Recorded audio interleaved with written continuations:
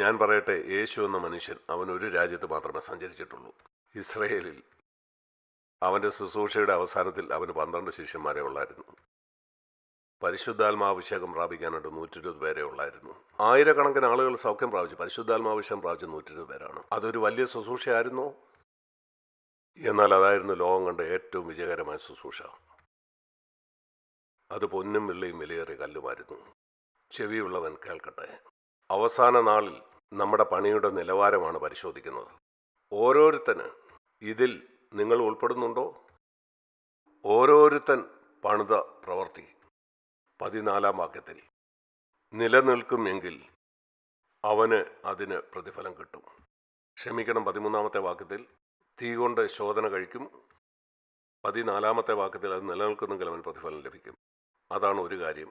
അടുത്തത്, അവൻ്റെ പ്രവൃത്തി കത്തിപ്പോയാൽ അവന് ഛേദം വരും, എന്നാൽ താനോ രക്ഷിക്കപ്പെടും. നിങ്ങൾ പറയും, ഓ എങ്കിൽ പിന്നെ രക്ഷപ്പെട്ടു. നിന്നെക്കുറിച്ച് ലജ്ജ തോന്നുന്നു. നീ നിന്നെ ഒരു ക്രിസ്ത്യാനി എന്നാണ് വിളിക്കുന്നത്. നീ പറയുന്നു നിന്റെ ഒരേ ഒരു താല്പര്യം എങ്ങനെയും രക്ഷപ്പെട്ട് സ്വർഗത്തിൽ പോകുന്നതാണ്. ഞാൻ ശരിക്കും വിശ്വസിക്കുന്നു നീ ലജ്ജ കൊണ്ട് നിന്റെ തല താഴ്ത്തണം. നീ ഇന്നത് ചെയ്യുന്നില്ലെങ്കിൽ നിത്യതയിൽ സ്വർഗത്തിൽ നീ അത് ചെയ്യാനിടയാവും. നീ കാണും നിന്റെ ചുറ്റും അനേകർ അവരുടെ ജീവിതം മുഴുവനും ഹോമിച്ച് കൈസറാണ് കർത്താവെന്ന് അവർ പറഞ്ഞില്ല. അവർ പറഞ്ഞു യേശുവാണ് ഞങ്ങളുടെ കർത്താവ്. സിംഹത്തിന് മുന്നിലേക്ക് അവരെറിയപ്പെട്ടു. 1-ാം നൂറ്റാണ്ടിലെ ആദ്യകാല ക്രിസ്ത്യാനികളെ.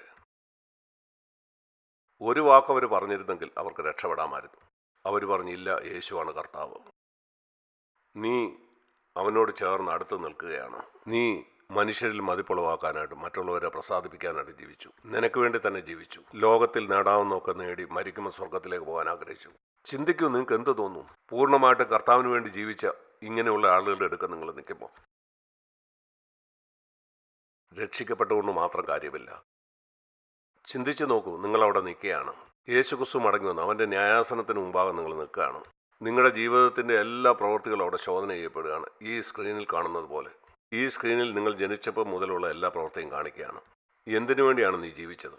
നിന്റെ ലക്ഷ്യം, നിന്റെ ചിന്ത, മനുഷ്യരോടുള്ള നിങ്ങളുടെ മനോഭാവം, നീ ആളുകളിൽ നിന്ന് മറച്ചു വെച്ച നിന്റെ ആ രഹസ്യ ജീവിതം, വീട്ടിൽ നീ എങ്ങനായിരുന്നു, പണത്തോടും മാനത്തോടും ഉള്ള നിന്റെ ആന്തരിക മനോഭാവം, ഇതെല്ലാം അവിടെ കാണിക്കപ്പെടും. ഇതൊരു പ്രത്യേക തരത്തിലുള്ള വീഡിയോ ആണ്. അത് നിന്റെ മനോഭാവവും ലക്ഷ്യവും ഒക്കെ അവിടെ കാണിക്കും. നീ ഇതെല്ലാം കാണുമ്പോൾ എന്തു തോന്നും നിങ്ങൾക്ക്? എന്നാൽ ജീവിതകാലം മുഴുവനും നിങ്ങൾ മറ്റുള്ളവർക്ക് കൊടുത്ത ചിത്രം ഇതായിരുന്നു: ഞാൻ പൂർണ്ണ ഹൃദയമുള്ള ഭക്തനായ ഒരു ക്രിസ്ത്യാനിയാണ്. എന്നാൽ ആ ദിവസം അത് വ്യക്തമാക്കും, നിങ്ങൾ നിങ്ങൾക്ക് വേണ്ടി മാത്രം ജീവിച്ച ഒരാളായിരുന്നു. നിന്റെ ശുശ്രൂഷ അതുപോലും നിന്നിൽ തന്നെ കേന്ദ്രീകൃതമായിരുന്നു. അതിൽ നിന്ന് നിനക്ക് കിട്ടിയ ബഹുമാനം, നീ നിന്നെ തന്നെ പുകഴ്ത്തിയത്, ഇങ്ങനെ പല പല കാര്യങ്ങളും അത് കത്തിപ്പോവും. എന്നാൽ നീ രക്ഷിക്കപ്പെട്ടു. സത്യസന്ധമായി പറയുക, നീ കാണുകയാണ് 40 കൊല്ലത്തെ നിന്റെ ക്രിസ്ത്യ ജീവിതം കത്തിപ്പോയി. നീ രക്ഷിക്കപ്പെട്ടു. നീ സന്തുഷ്ടനാണോ? ഞാനല്ല, ഒരിക്കലുമല്ല. ഞാൻ വീണ്ടും ജനിച്ചതിൻ്റെ 16 കൊല്ലത്തിന് ശേഷം ഞാൻ കണ്ടെത്തി, ഞാൻ എനിക്ക് വേണ്ടിയാണ്, ദൈവത്തിന് വേണ്ടിയല്ല ജീവിക്കുന്നതെന്ന്. ഞാനന്ന് ശുശ്രൂഷയിലാണ്. ഞാൻ പറഞ്ഞു, കർത്താവെ, ഞാനിതിൽ സഹികെട്ടിരിക്കുന്നു. എനിക്കിങ്ങനെ ജീവിക്കണ്ട. ദൈവവചനം വരച്ചു കാണിക്കുന്ന ആ ജീവിതമാണ് എനിക്ക് വേണ്ടത്. മനുഷ്യൻ്റെ മാനത്തിന് വേണ്ടി ഞാൻ ശുശ്രൂഷ ചെയ്യുകയില്ല. നീ മാനിക്കുന്ന ശുശ്രൂഷയാണ് എനിക്ക് വേണ്ടത്. ദൈവം ആയിരിക്കണം എൻ്റെ ശുശ്രൂഷയെ മാനിക്കേണ്ടത്. അതിന് മനുഷ്യൻ്റെ മാനം കിട്ടിയില്ലെങ്കിലും ഞാനത് കാര്യമാക്കുന്നില്ല. 40 കൊല്ലം മുമ്പ് ഞാൻ ഈ തീരുമാനമെടുത്തപ്പോഴാണ് എൻ്റെ ജീവിതം മാറി മറിഞ്ഞത്. എനിക്ക് കാര്യങ്ങൾ കൂടുതൽ വ്യക്തമായി. എന്നെ പരിശുദ്ധാത്മാവ് ഒരിക്കൽ കൂടെ പുതുതായിട്ട് അഭിഷേകം ചെയ്യുവാനായിട്ടിടയായി. ദൈവവചനത്തിലെ കാര്യങ്ങൾ കാണാനായിട്ട് എൻ്റെ കണ്ണുകൾ തുറക്കപ്പെട്ടു. അതാണ് അഭിഷേകത്തിൽ കൂടെ എനിക്ക് സംഭവിച്ചത്. മുമ്പ് ഞാൻ അഭിഷേകം പ്രാപിച്ചിട്ടുണ്ട്, എന്നാൽ ഇത് പുതുതായിട്ടുള്ളൊരു അഭിഷേകമായിരുന്നു. പരിശുദ്ധാത്മാവിൻ്റെ അഭിഷേകം നാം എല്ലാ ദിവസവും പ്രാപിക്കണം. അതൊരു പ്രാവശ്യത്തെ അനുഭവമല്ല. ഒരു കാലഘട്ടത്തിൽ എൻ്റെ ജീവിതത്തിൽ ഉണ്ടായ ആത്മീയമായിട്ടുള്ള പിന്മാറ്റത്തിൻ്റെ ആ കാലത്തിന് ശേഷം ഞാൻ പിന്നെയും ആത്മാവിൽ നിറയപ്പം ഞാൻ കർത്താവിനോട് പറഞ്ഞു, കർത്താവ്, ഇത് ശരിക്കുമുള്ള ഒരു അഭിഷേകമാണെങ്കിൽ പുതിയ നിയമം എനിക്കൊരു പുതിയ പുസ്തകമാകണം. പുതിയ നിയമത്തിൽ മുമ്പ് എനിക്ക് കാണാൻ കഴിയാതിരുന്ന കാര്യം എനിക്ക് കാണാൻ കഴിയണം. ദൈവം എൻ്റെ കണ്ണുകളെ തുറന്നു. ഞാൻ ഒരിക്കലും കാണാത്ത കാര്യം എനിക്ക് പുതിയ നിയമത്തിൽ കാണാൻ കഴിഞ്ഞു. പുതിയ നിയമം മാറ്റപ്പെട്ടത് എങ്ങനെയാണെന്ന് ദൈവം എന്നെ കാണിച്ചു. ഞാനൊരു പഴയ നിയമ ക്രിസ്ത്യാനിയാണെന്ന് എന്നെ കാണിച്ചു. എനിക്കൊരു നല്ല ബാഹ്യജീവിതം ഉണ്ടായിരുന്നു. ആ 16 കൊല്ലവും എനിക്കൊരു നല്ല ബാഹ്യജീവിതം ഉണ്ടായിരുന്നു. എന്നാൽ ആന്തരിക ജീവിതം അങ്ങനെ ആയിരുന്നില്ല. എൻ്റെ രഹസ്യ ജീവിതം അങ്ങനെ അല്ലായിരുന്നു. കോപം ഒരു വലിയ പാപമാണെന്ന് എനിക്കറിയില്ലായിരുന്നു. മറ്റുള്ളവരത് അറിയുന്നില്ലെങ്കിൽ അതിന് ഒരു കുഴപ്പമുള്ളതായിട്ട് ഞാൻ ചിന്തിച്ചില്ല. മറ്റുള്ളവരുടെ മാനം അന്വേഷിക്കുന്ന ഒരു പാപമായിട്ട് എനിക്ക് തോന്നിയില്ല. അല്പം സ്വയപ്രശംസ നടത്തുന്നത്, അതേപ്പറ്റിയൊന്നും എനിക്കറിയില്ലായിരുന്നു. അതെത്ര ഗുരുതരമാണെന്ന് ഞാൻ കണ്ടു. ഈ കാര്യങ്ങൾക്ക് വേണ്ടിയാണ് യേശു മരിച്ചത്. ഒന്ന് ചിന്തിച്ചു നോക്കിക്കേ, ഏതോ കാര്യത്തിന് വേണ്ടി ഞാൻ എന്നെ തന്നെ പുകഴ്ത്തിയതുകൊണ്ട് യേശു മരിച്ചു. ഓ, നിങ്ങൾക്ക് മനസ്സിലാകും എത്ര ഭയാനകമായ പാവമാണ് സ്വയപ്രശംസ എന്നുള്ളത്. നിങ്ങളതിനെ വെറുക്കാൻ തുടങ്ങും. അപ്പോഴാണ് ഞാനിത് കാണാനായിട്ട് തുടങ്ങിയത്. എന്താണ് പൊന്നും വെള്ളിയും വിലയേറിയ കല്ലും കൊണ്ടുള്ള പണി? അത് ദൈവത്തിൽ കേന്ദ്രീകൃതമായ ജീവിതമാണ്. ഞാൻ വിശ്വസിക്കുന്ന ഇവിടെ ഇരിക്കുന്ന എല്ലാവരും, മിക്കവാറും എല്ലാവരും തന്നെ രക്ഷിക്കപ്പെട്ടവരാണ്. എന്നാൽ നിങ്ങൾ 150 ഡിഗ്രി തിരിഞ്ഞവരാണോ? നിങ്ങൾക്കറിയാമോ, കിഴക്കൂന്ന് പടിഞ്ഞാറേക്ക് തിരിയാൻ നിങ്ങൾക്ക് 150 ഡിഗ്രി തിരിയണം. സ്വയകേന്ദ്രീകൃത ജീവിതത്തിൽ നിന്ന് പൂർണ്ണമായിട്ടും ദൈവകേന്ദ്രീകൃതമായ ജീവിതത്തിലേക്ക്. അതാണ് 150 ഡിഗ്രി തിരിയുന്നത്. അനേക ക്രിസ്ത്യാനികളുടെയും മാനസാന്തരം അത് പൂർണ്ണമല്ല. ഒരുപക്ഷെ 90 ഡിഗ്രി, പകുതി ഇവിടെ പകുതി അവിടെ. ചിലർ കുറച്ചുകൂടെ 100 120 ഡിഗ്രി. നിങ്ങൾ ശരിക്കും മാനസാന്തരപ്പെട്ടില്ല. അതുകൊണ്ടാണ് ദൈവവചനത്തിൽ എഴുതിയിരിക്കുന്ന ഒത്തിരി കാര്യങ്ങൾ നിങ്ങളുടെ ജീവിതത്തിൽ നിറവേറ്റപ്പെടാത്തതായിട്ട് നിങ്ങൾ കാണുന്നത്. ഉദാഹരണത്തിന്, ഒന്നിനെപ്പറ്റിയും വിചാരപ്പെടരുത്, എപ്പോഴും സന്തോഷിപ്പീൻ. ഇത് പുതിയ നിയമത്തിലെ കൽപ്പനകളാണ്. പഴയ നിയമത്തിൽ ഇത് കാണാനേ കഴിയില്ല.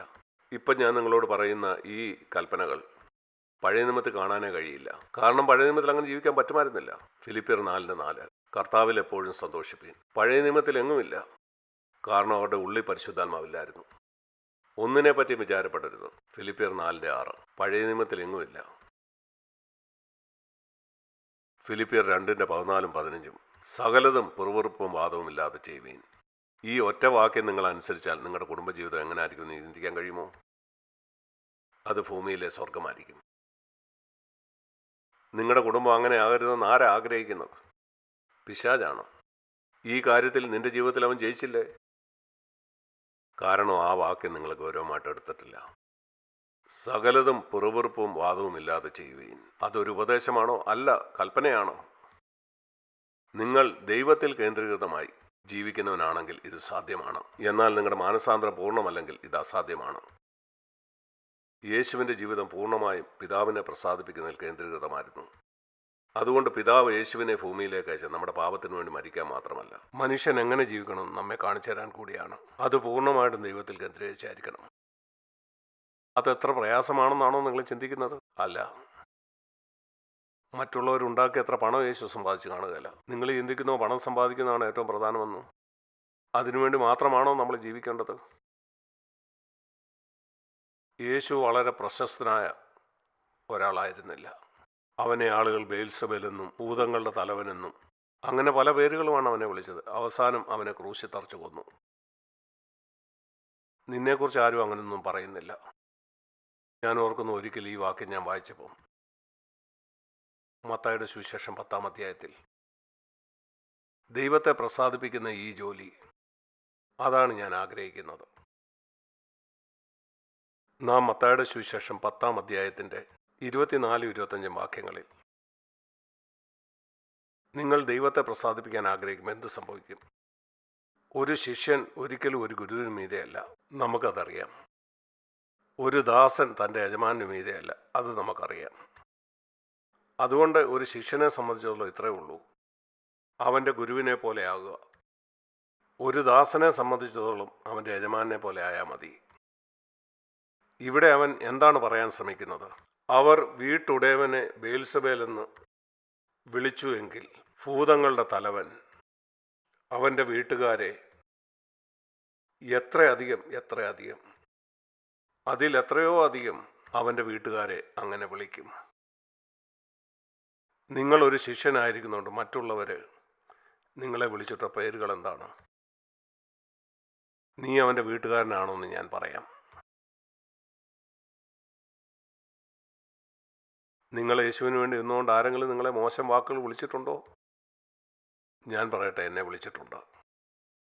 എന്നെ ആളുകൾ ദുരുപദേഷ്ടാവ്, കള്ളപ്രവാചകൻ, പിശാചിന്റെ മോൻ, സർപ്പങ്ങളുടെ തലവൻ, ആത്മീയ ഭീകരവാദി, ഇങ്ങനെ പല പേരും. ഞാൻ യേശുവിൻ്റെ കുടുംബത്തിൽപ്പെട്ട ആളാണ്. എൻ്റെ ഗുരുവിനെ അവർ ഭൂതങ്ങളുടെ തലവനെന്ന് വിളിച്ചു. നിങ്ങളത് വായിച്ചിട്ടുണ്ടോ? മത്തായി 10:25.